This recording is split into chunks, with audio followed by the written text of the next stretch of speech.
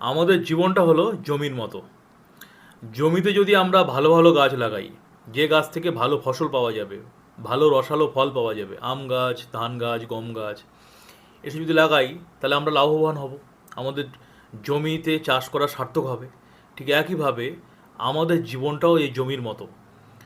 আমরা যদি এই জীবন জমিতে ভালো কর্ম করি, মানুষের ভালো চাই, যে কাজগুলো করলে নিজেরাও শান্তি পাবো এবং সমাজের প্রত্যেকটা মানুষ শান্তি পাবে, পরিবার শান্তি পাবে, এবং যে কাজটা করে মনে তৃপ্তি হবে, সে কাজগুলো যদি আমরা করি, তাহলে আমাদের ওই জমিতে ভালো ফসল বোনার মতো।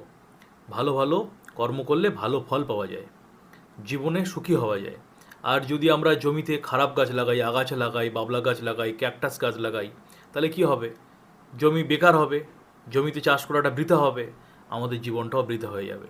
তাই ভালো কর্ম করা উচিত, ভালো কাজ করা উচিত।